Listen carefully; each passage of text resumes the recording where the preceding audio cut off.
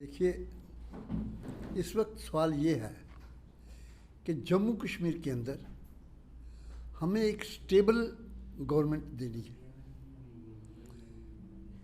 जिसके लिए लोगों ने, जो आपके एग्जिट पोल भी बता रहे हैं, नेशनल कॉन्फ्रेंस और कांग्रेस को उन्होंने समझते हैं कि आने वाली सरकार जो है इनकी है। और अब क्योंकि जम्मू कश्मीर के अंदर पिछले 10 सालों से जो परेशानियों का एक टर्माइल चल रहा था, उसको किस ढंग से ख़त्म किया जाए और लोगों को इन मुसीबतों से बाहर कैसे निकाला जाए।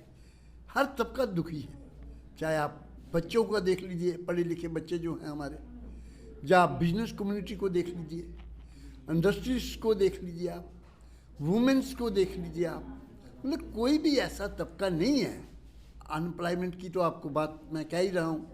हमारे जो डेली वेजर हैं उनका मसला है। अगर आप लोग कह रहे हैं तो हम ये कह रहे हैं कि साहब इन तमाम मुसीबतों से अगर बाहर निकालना है तो हमें यहाँ एक स्टेबल गवर्नमेंट देनी होगी।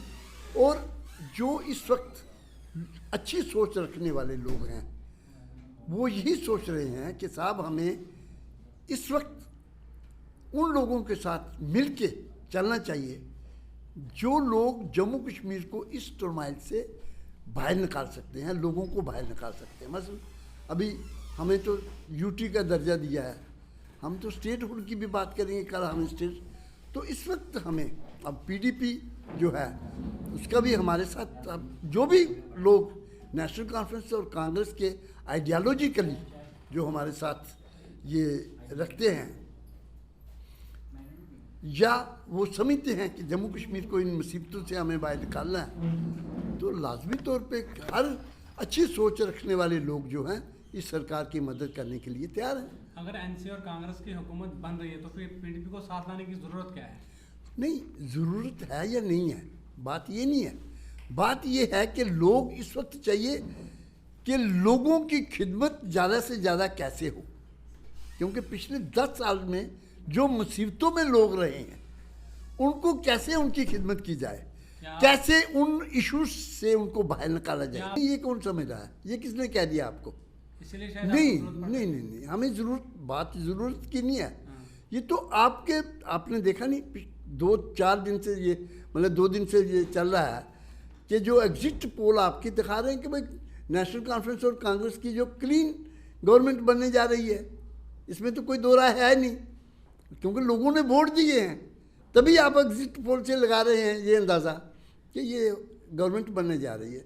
सवाल ये नहीं है कि हम कम हैं या ज़्यादा हैं, सवाल ये है कि गवर्नमेंट हमारी बनने जा रही है, लेकिन आइडियालॉजी जिनकी हमारे साथ मिलती है वो चाहते हैं कि जम्मू कश्मीर के लोगों को इस टर्माइल से हम मिल के बाहर निकालें।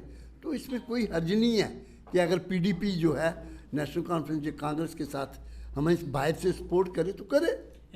देखिए, पहली बात तो ये है, ये टोटली अनडेमोक्रेटिक होगा, अनकॉन्स्टिट्यूशनल होगा अगर एलजी साहब ये 5 मेंबरों को नॉमिनेट करने की कोशिश करेंगे। तो जब एक तरफ आप इलेक्शन करवा रहे हैं, सरदारी अवाम का हक है, डेमोक्रेसी है, डेमोक्रेसी में अवाम जो है वही सरदारी उनका ही हक होता है। गवर्नमेंट जब वो चुन के भेजते हैं तो वो गवर्नमेंट जो है लोगों की गवर्नमेंट होती है।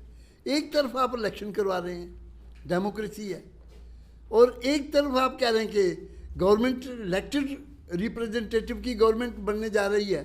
तो फिर आप नॉमिनेशन के लिए एक नॉमिनेट पर्सन क्या कर सकता है? नहीं कर सकता। पहली बात तो यही है ना कि एलजी खुद नॉमिनेटेड है, उसको किसी ने इलेक्ट नहीं किया है, और डेमोक्रेसी में इलेक्टेड रिप्रेजेंटेटिव की वैल्यू है, वही लोग हैं, गवर्नमेंट वही है। जब गवर्नमेंट मौजूद है तो नॉमिनेटेड जो आपका आदमी है एलजी, वो क्यों करेगा नॉमिनेट? देखिए, ये जो 5 एमएलए को करना है, ये उस तबके के होंगे जिनकी रिप्रेजेंटेशन हमारी असेंबली के अंदर नहीं हो, तभी रिप्रेजेंटेटिव इनको नॉमिनेट किया जाता है उस हाउस के अंदर, ताकि ये लोग भी अपनी रिप्रेजेंटेशन वहाँ करें और अपने लोगों की बात वहाँ असेंबली के अंदर रखें। जब गवर्नमेंट है वहाँ पे, गवर्नमेंट नॉमिनेट करती है, तो फिर एक नॉमिनेटेड एलजी क्यों नॉमिनेट करेगा, कैसे करेगा? डेमोक्रेटिक की वो जो वैल्यूज़ हैं, जिसके लिए आप इलेक्शन, जिसके लिए आप कह रहे हैं कि भाई डेमोक्रेसी है, तो ये मैं समझता हूँ कि अगर इस किस्म का कोई हरबा इन्होंने इस्तेमाल किया बीजेपी ने, तो मैं समझता हूँ कि ये डेमोक्रेसी के नाम पे एक बदनुमा दबाव होगा।